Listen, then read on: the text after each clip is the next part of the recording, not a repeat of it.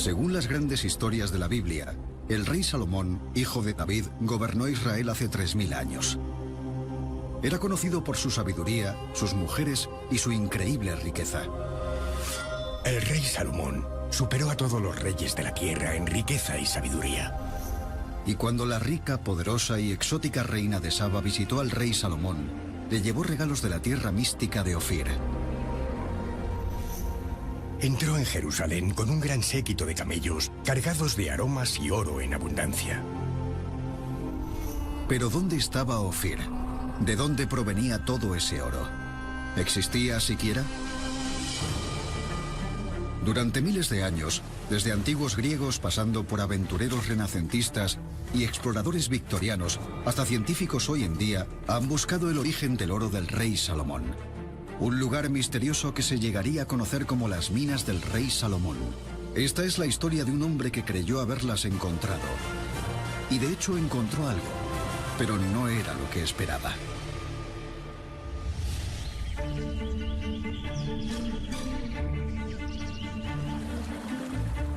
Karl Mauch, el explorador cuyo nombre siempre estará unido a las minas del rey Salomón, era un hombre de orígenes humildes.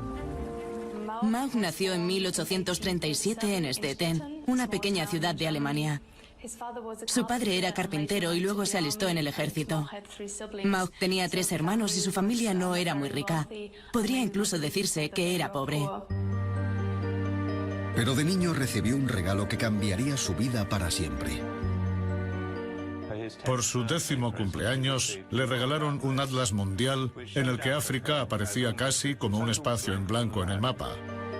Eso inspiró a Mauch a convertirse en explorador para rellenar los huecos en el mapa de África. Al principio, el interés de Mauch no tenía nada que ver con el rey Salomón. Se sentía atraído por el misterio de África y se presentó una oportunidad para el ambicioso joven. Mauch fue creciendo y con él su obsesión por África. En aquella época, leía con avidez cualquier libro de geografía africana del siglo XVI en adelante, incluyendo los relatos de los primeros exploradores portugueses. Y entre esas páginas una historia llamó la atención de Mauch. En 1531, Vicente Pegado, capitán de una guarnición portuguesa en la costa meridional de África, escribió: Junto a las minas de oro en las llanuras que se encuentran entre los ríos Zambeze y Limpopo, hay una fortaleza construida con piedras de un tamaño espectacular y parece que no las une ningún tipo de argamasa. Pegado y sus exploradores portugueses estaban convencidos de que esta fortaleza era el palacio de la reina de Saba y que las minas de oro constituían el origen de la riqueza del rey Salomón. La Biblia nos cuenta que el rey Salomón era el hijo del gran rey David, que derrotó al gigante filisteo Goliat. Salomón se hizo célebre por su sabiduría, sus mujeres y su fabulosa riqueza. Pero la Biblia también describe el encuentro de Salomón con la reina de Saba, que le obsequió con toneladas de oro y especias de su tierra. Llegó a Jerusalén con una comitiva de camellos cargados de especias y otros objetos preciosos como regalos para Salomón. Luego ofreció al rey 4000 kilos de oro, gran cantidad de aromas y piedras preciosas. Nunca más se vio tanta cantidad de aromas como las que la reina de Saba ofreció al rey Salomón. Esta es la historia que todos conocemos, pero en realidad no hay ni la más mínima prueba de que el rey Salomón o la reina de Saba existieran, ni de que toda esta historia sucediera de verdad. Hasta donde podemos remontarnos en el tiempo, los lectores de la Biblia siempre han quedado fascinados por el enigma del origen de la riqueza del rey Salomón. En el siglo I, por ejemplo, el historiador judío Flavio Josefo especuló que su riqueza provenía de la India. Desde entonces, muchos han intentado interpretar las pistas que aparecen en la Biblia para averiguar su ubicación exacta. La Biblia ofrece intrigantes pistas sobre la fuente de la riqueza del rey Salomón. Por ejemplo, nos dice que tuvo que fletar barcos para recuperar su riqueza. Los barcos de Salomón navegaron hasta un lugar llamado Ofir, y también aparece mencionado un sitio llamado Tarsis.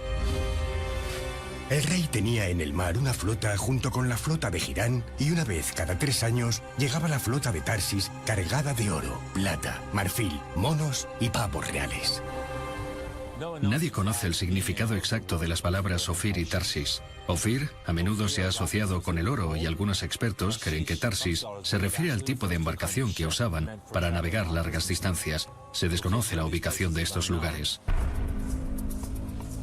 Pero Mauj había descubierto una pista importante. Vicente Pegado, el capitán portugués que había descrito esa fortaleza de gran tamaño, estaba destinado en Sofala, en la costa meridional de África.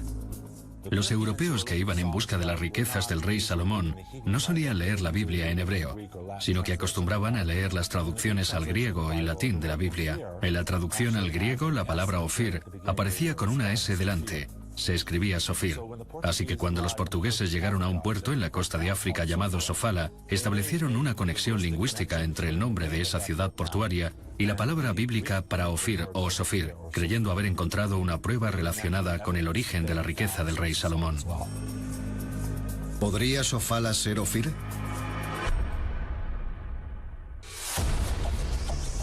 Mauj comenzó a buscar más pruebas y de nuevo las encontró gracias a las fuentes portuguesas.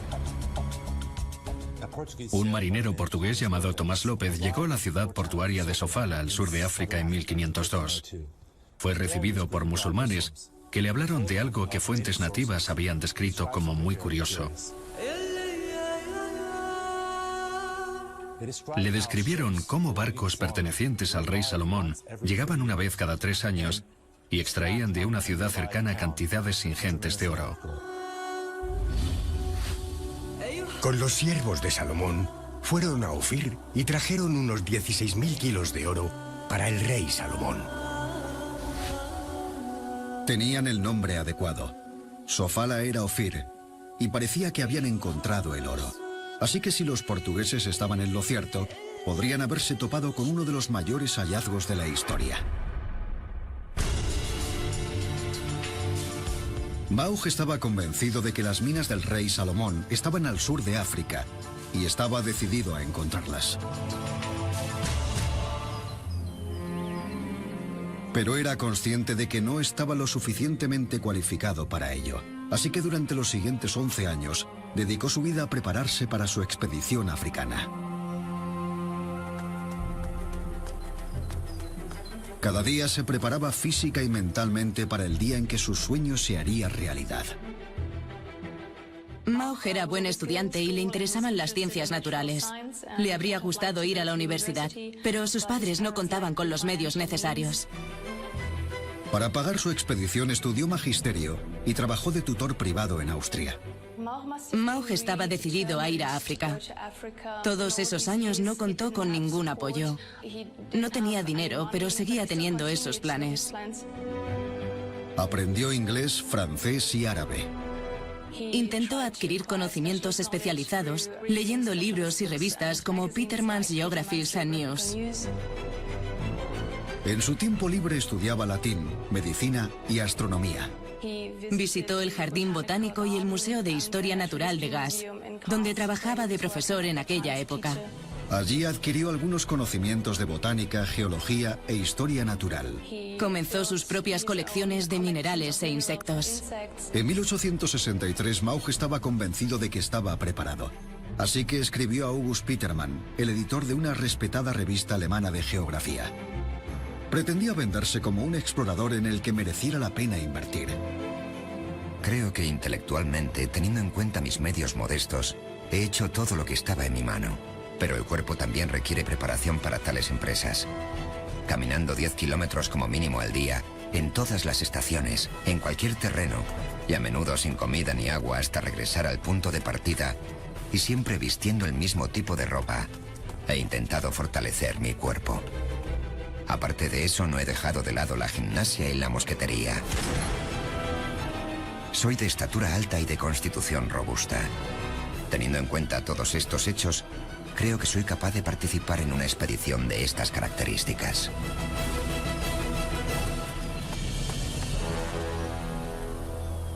La carta de Mauj recibió una respuesta inmediata del editor de la revista.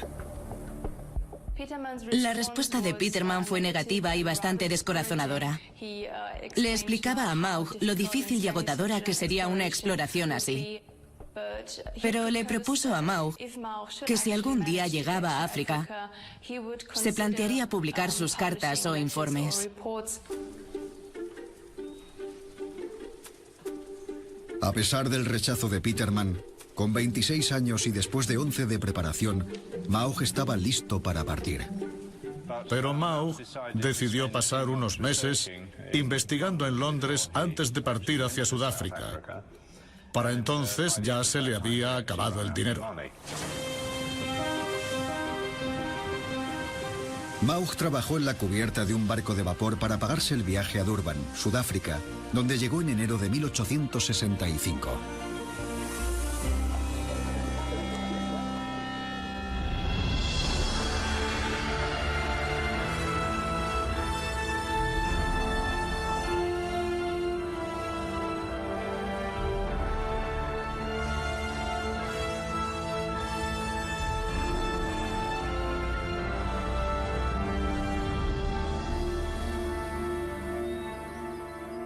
Entonces comenzó su expedición.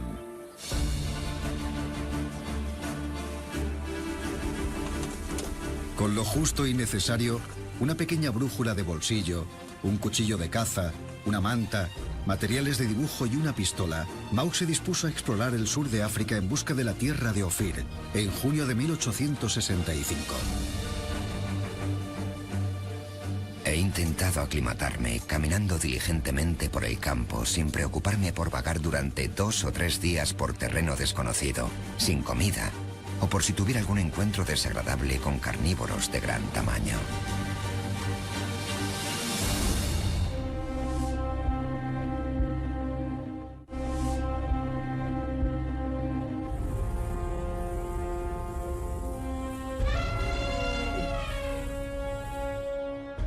Dos años después del comienzo de su viaje, Maugh llegó a la región de Tati, una zona situada en la frontera de Botsuana y Zimbabue.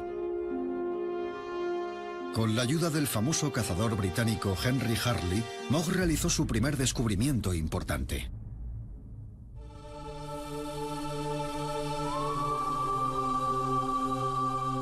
El 27 de julio de 1867, Hartley me informó de que al seguir a un elefante herido, pasó por varios hoyos excavados en el cuarzo.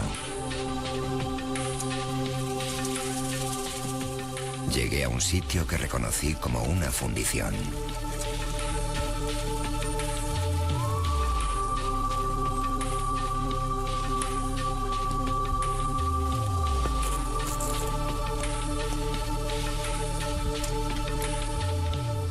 Y al examinar algunas piedras recientes encontré oro.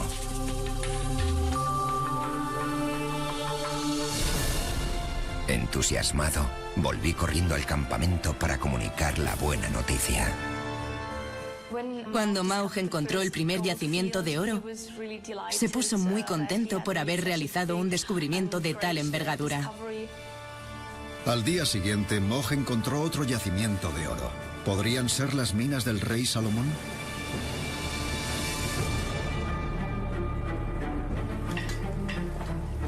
La noticia de los yacimientos se propagó como el fuego por las llanuras del sur de África, provocando una de las primeras fiebres del oro. Mientras los periódicos comunicaban su gran descubrimiento, la revista geográfica alemana creía que Maugh estaba tras la pista de algo mucho más grande.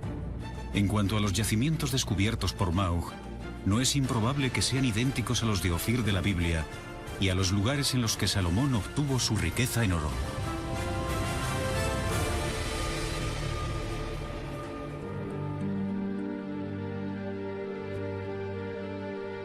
Pero si encontrar minas de oro era esperanzador, para que Maugh estuviera seguro de que se trataba de las tierras de Ofir, tenía que encontrar una ciudad digna de la gran reina de Saba.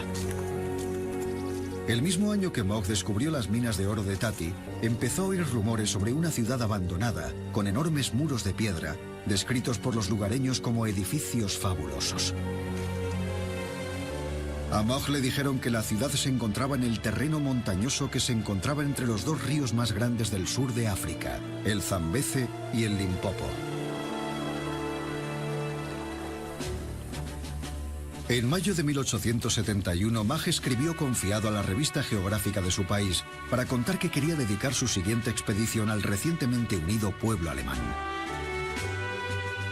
El principal objetivo de mi profesión será aportar honor al nombre de la nación alemana, y espero que mi siguiente viaje me ofrezca tal oportunidad. El descubrimiento de las ruinas de Ofir será envidiado por otras naciones.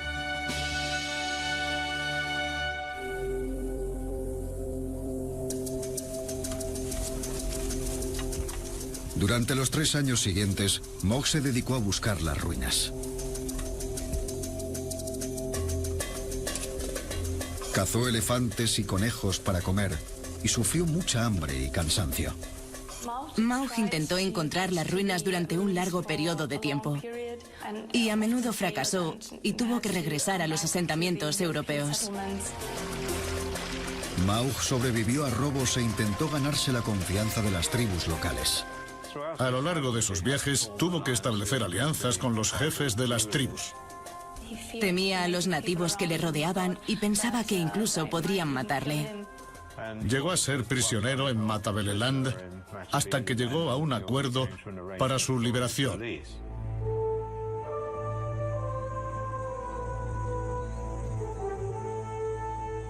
Pero finalmente, los miembros de la tribu Karanga le llevaron frente a la magnífica ciudad amurallada. Por fin, el 5 de septiembre de 1871, tuve la suerte de ser el primer hombre blanco en posar los ojos sobre ellas. Maugh estaba convencido de que por fin había encontrado las ruinas del palacio de la reina de Saba. Pero ¿cómo podía estar seguro?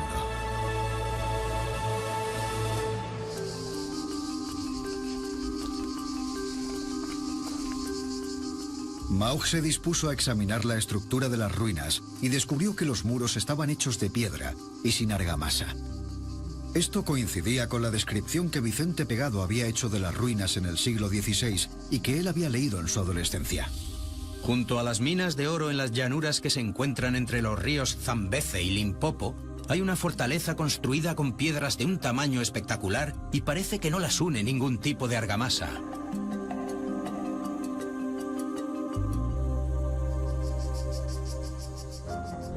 El siguiente paso de Maugh era descubrir quién la había construido. No se podía creer que tal estructura hubiera sido levantada por los nativos africanos. Y las tribus de la zona respaldaban la teoría de Maugh. Las tribus de la zona me han contado que tan solo llevan viviendo aquí 40 años y que antes la región estaba prácticamente deshabitada. Todos están convencidos de que hombres blancos habitaron en esta región, porque incluso ahora hay señales de que hubiera sido habitada y he hallado herramientas de hierro que no podrían haber sido fabricadas por negros. Así que si el palacio había sido construido por blancos, ¿de dónde provenían? Maugh recurrió a la Biblia en busca de pistas. En ella no había ninguna descripción de Ofir, pero sí del edificio del legendario templo del rey Salomón. El rey ordenó que se trajeran grandes bloques de piedra para cimentar el edificio con piedras sillares. Al observar las estructuras que formaban el Gran Zimbabue, reparó en el parecido con la descripción del Templo de Salomón de la Biblia y otras estructuras sobre las que los arqueólogos todavía estaban aprendiendo. Maugh creía que probablemente el palacio hubiera sido construido por una antigua civilización, los fenicios.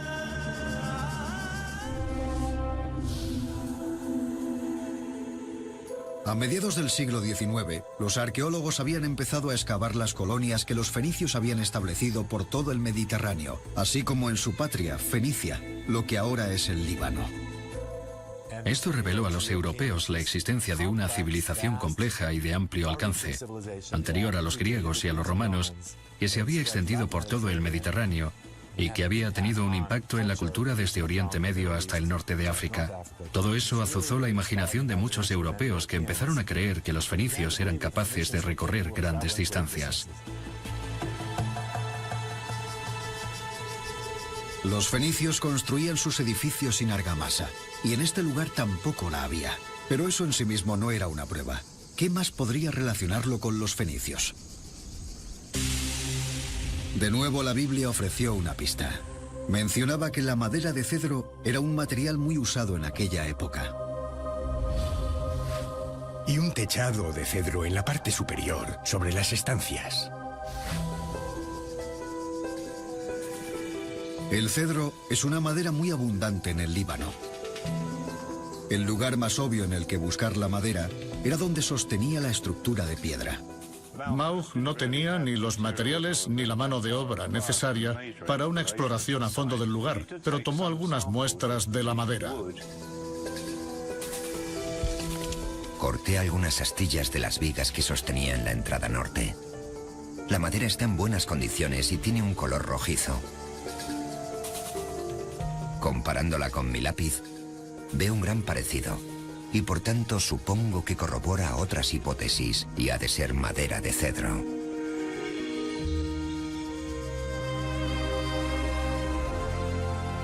Convencidos de que en la región del Bajo Zambeze no crecían cedros, Maugh estaba seguro de que la madera tendrían que haberla traído los constructores fenicios del Líbano.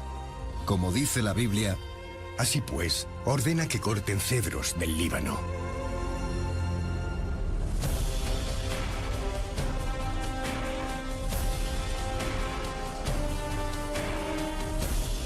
De repente todo tenía sentido en la mente de Maugh. Esa ciudad no la podían haber construido africanos.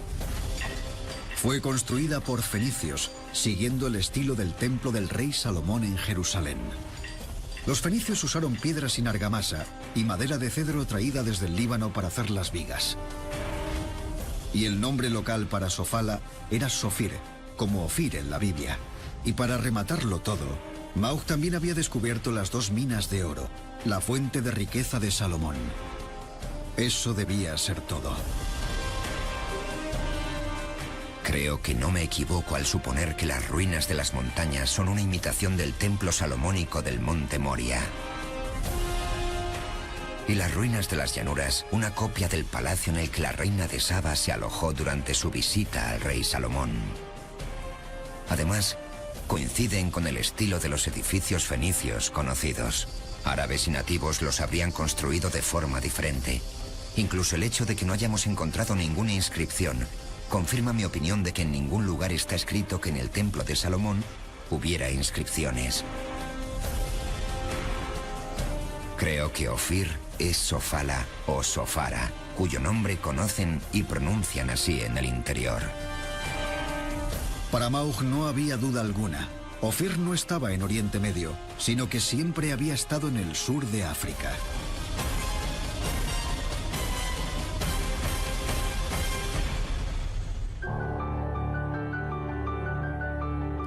El patrocinador de Maugh, August Petermann, estaba a la espera de más detalles por parte de Maugh y rápidamente publicó un breve informe de su gran descubrimiento.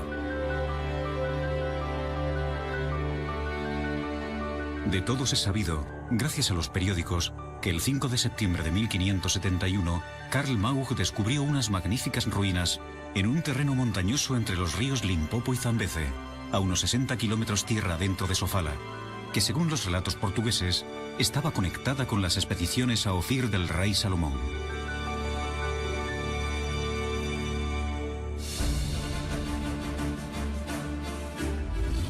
El gran descubrimiento de Maugh impactó al mundo entero. En concreto, inspiró al gran novelista británico H. Rider Haggard para escribir su famoso libro Las minas del rey Salomón. Las minas del rey Salomón de H. Rider Haggard fue la novela de aventuras con más éxito del siglo XIX. Haggard cuenta la historia del viaje de un hombre al corazón de África en busca de las legendarias minas del rey Salomón. Entonces me relató cómo había encontrado tierra adentro una ciudad en ruinas, que creía era el Ofir de la Biblia.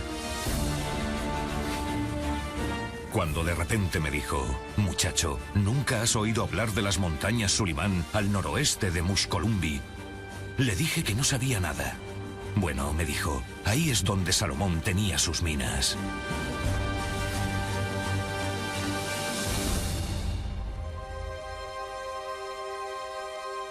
De la noche a la mañana, el título del libro, Las minas del rey Salomón, una frase que jamás se había usado con anterioridad, se convirtió en una leyenda popular. Esa novela fue leída en toda Europa y despertó la curiosidad de otros exploradores, motivándolos a viajar a África en busca del oro y las riquezas que creían que se encontrarían allí. Rider Haggard se convirtió en uno de los novelistas más ricos y famosos de la época gracias al descubrimiento de Maugh.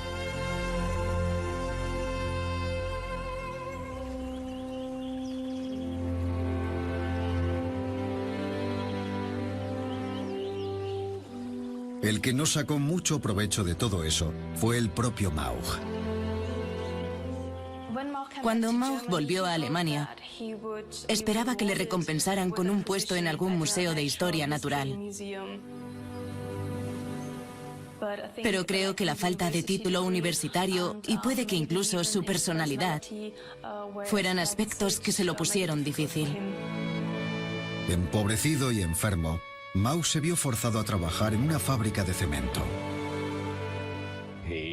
Estaba profundamente deprimido y sufría una enfermedad hepática como resultado de sus viajes africanos. Su cuerpo experimentaba un dolor constante.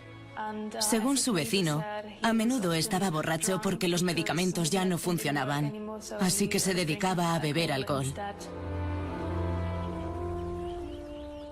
Pasó sus últimos días en un hotel sobre una estación de tren cerca de Stuttgart.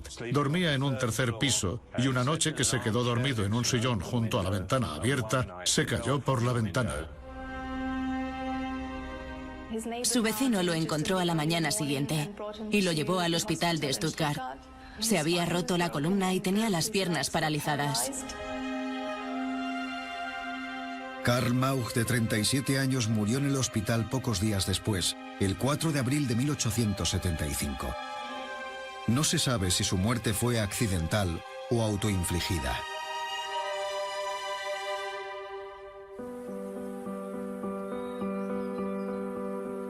Y con su muerte murió su reputación. Sus escritos fueron ignorados por el mundo académico. Los descubrimientos de Maugh apenas fueron reconocidos en la época. Se publicaron en total 52 páginas en los periódicos de August Petermann, y si no sabías alemán, jamás te hubieras enterado. No fue hasta 1960 que se publicaron sus diarios. Pero al menos, gracias a Maugh, parecía que se habían descubierto las minas del rey Salomón. Y durante muchos años se creyó que eran las ruinas descubiertas al sur de África. Pero a principios del siglo XX su legado se vio amenazado.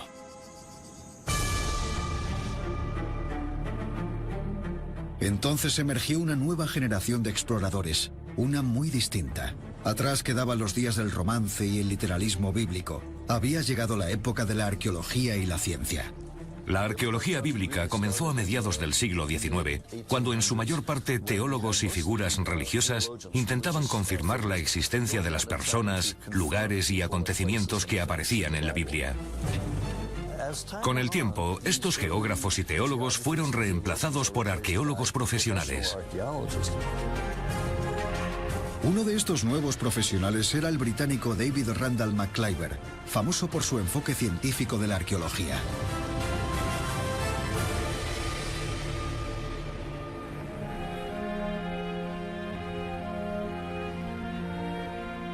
En 1905, 3000 años después del reino del rey Salomón, Randall McIver sometió a 7 exámenes exhaustivos al Ophir de Karl Maugh.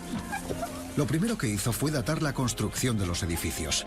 Al examinar la cerámica encontrada en la excavación fue capaz de determinar cuándo fue fabricada. Y Randall McIver enseguida descubrió algo revelador. Son indudablemente africanas en sus detalles, de un periodo influenciado por las importaciones extranjeras, en general medievales. En otras palabras, uno de los pilares fundamentales de la teoría de Maugh sobre Ophir era erróneo.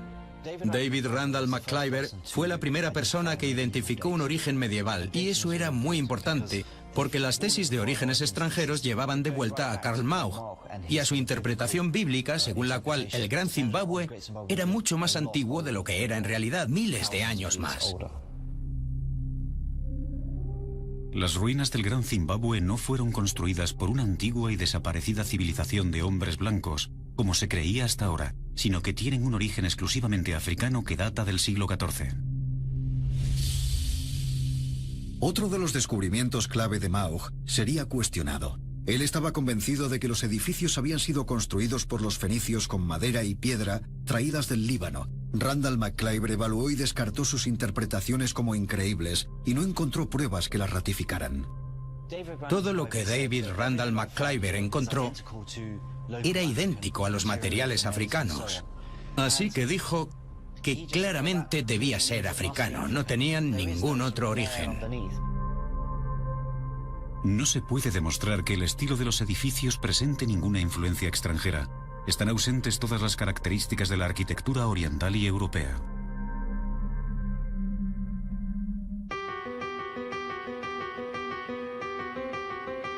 Siguiendo los pasos de Randall McClyver, la formidable arqueóloga británica Gertrude Catton Thompson lideró la primera excavación femenina de las ruinas en 1929, y suyo fue el siguiente ataque a la teoría de Maug sobre Ofir.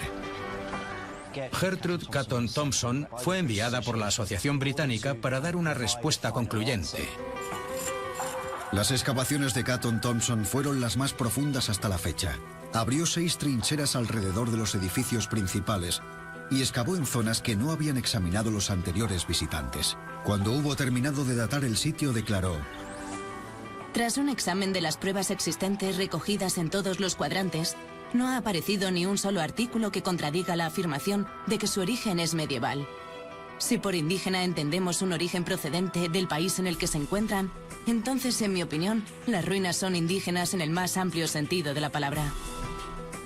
En los primeros días de la arqueología, las afirmaciones de aficionados y de exploradores podían mantenerse durante décadas antes de que alguien pudiera realizar pruebas para demostrar que lo que se había dicho era cierto o no. Así que pasaron 30 o 40 años antes de que los arqueólogos llevaran a cabo excavaciones y dijeran si las ruinas tenían alguna conexión con las minas del rey Salomón o no. En el caso de esta ciudad, la respuesta era que no. Maug estaba equivocado. Así que todo lo que Maug había dicho sobre las ruinas era erróneo. Incluso el trozo de madera que tomó de una de las vigas resultó no ser de un cedro libanés, sino que provenía de uno de los sándalos de la zona. Las técnicas usadas por Maug eran mucho más primitivas que las que se usan hoy en día. Por ejemplo, para identificar la madera encontrada en los edificios del Gran Zimbabue, no se basó en elaborados análisis químicos, sino que simplemente la observó y la comparó con la madera de su propio lápiz.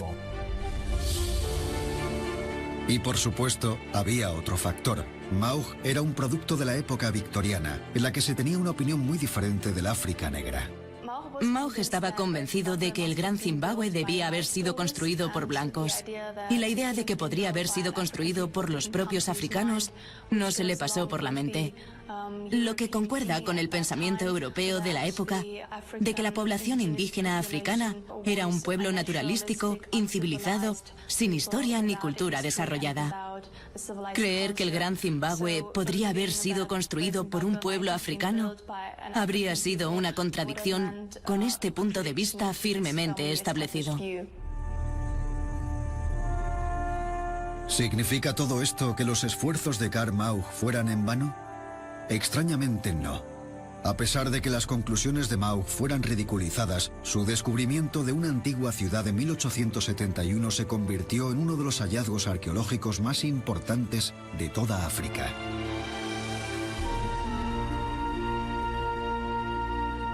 Conocidas hoy como el Gran Zimbabue o las grandes casas de piedra, estas ruinas se han convertido en uno de los monumentos más preciados de África y son Patrimonio de la Humanidad de la UNESCO. El Gran Zimbabue representa uno de los más brillantes logros africanos en el periodo medieval.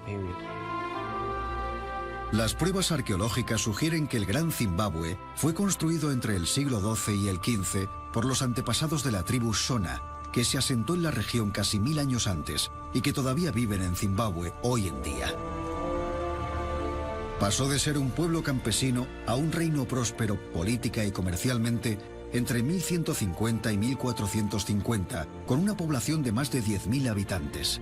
Su desarrollo y crecimiento se centraba en la agricultura, sobre todo en la ganadería, y su comercio de oro y marfil llegó hasta Arabia y China.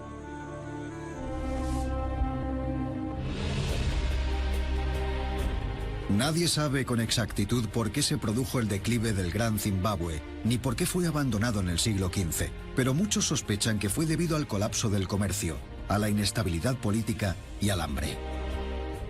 Ahora todo el mundo puede reconocer que el Gran Zimbabue es un lugar fantástico, un logro increíble y estructuralmente es un lugar de gran belleza, una fantástica construcción y además representa una cultura africana muy sofisticada. Su importancia probablemente se pueda resumir en el hecho de que el nombre del país deriva de estas ruinas. No hay muchos países cuyo nombre derive de un sitio arqueológico y se lo merece. Si Karl Mauch se hubiera dado cuenta de esto en el momento de su descubrimiento en 1871, podría haber cambiado la manera en que el mundo veía las civilizaciones africanas.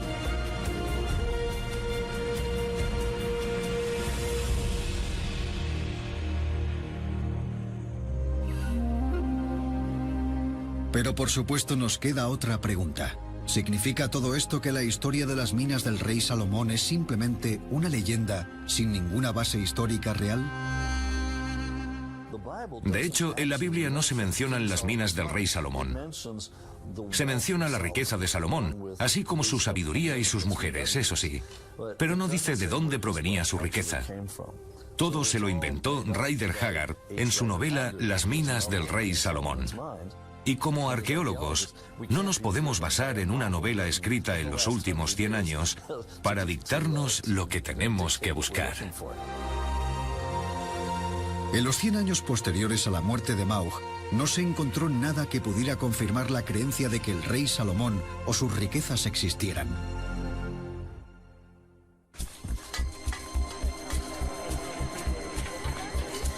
Pero últimamente, poco a poco, arqueólogos y científicos modernos están encontrando algunas pruebas. Uno de los descubrimientos más emocionantes de los últimos tiempos ha sido la prueba de la existencia del padre del rey Salomón, el rey David. A principios de los años 90, en el 93 y el 94, se encontró una inscripción en un sitio al norte de Israel, en Tel Dan.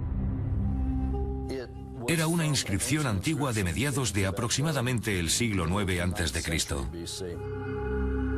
En una piedra se encontraron inscritas las letras Beit David, que son idénticas a las palabras hebreas y del arameo, casa de David. Muchos arqueólogos creen que estas palabras son una referencia auténtica a la Biblia. Decía que un rey de la casa de David había hecho esto y aquello. Beit David, la casa de David, es la primera mención a David o la casa de David que se ha encontrado. Si estuviéramos hablando incluso a finales de los 80, habría dicho que no se ha encontrado prueba alguna de la existencia de David o Salomón fuera de la Biblia. Cuando se encontró la inscripción en Tel Dan, se puso fin al debate. Estaba claro que David había existido, y creo que es cuestión de tiempo antes de que se encuentre algo que atestigue la existencia del reino de Salomón. Y puede que ese momento no esté muy lejos. En una árida región de la actual Jordania, al sur del Mar Muerto, arqueólogos creen haber encontrado unas minas que datan de la época del rey Salomón, en el año 1000 a.C.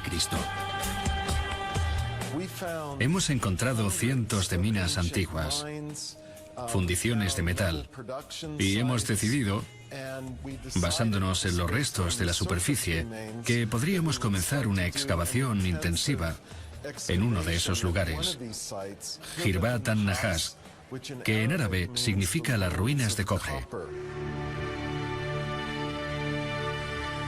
Suponiendo que el rey Salomón hubiera tenido minas, una de las cosas que tendríamos que preguntarnos es ¿qué tipo de minas eran? ¿Minas de oro? ¿De cobre? De hecho, yo sostendría que lo más probable es que fueran minas de oro y que hiciera fortuna gracias a la compra-venta de cobre. Puede que el cobre no sea oro, Pero durante la Edad de Bronce era un elemento esencial en la fabricación de herramientas y armas, así que era extremadamente valioso. Lo que descubrimos en Hirbat an-Nahash es que hubo 2 siglos principales en la producción de cobre a escala industrial, que fueron el siglo X y el IX a.C. Esa es la época del rey Salomón. Así que algunos se han preguntado si esas son las minas del rey Salomón. Hasta ahora, antiguos griegos, aventureros renacentistas y exploradores victorianos han intentado sin éxito encontrar las minas del rey Salomón. La búsqueda continúa en el siglo XXI. Y puede que en Jordania los arqueólogos descubran el origen de la gran riqueza de Salomón. Solo el tiempo lo dirá. Pero incluso aunque lo descubran, hasta ahora nada sugiere que su riqueza tenga nada que ver con una mujer llamada la reina de Saba. Y sigue sin haberse encontrado prueba de su existencia.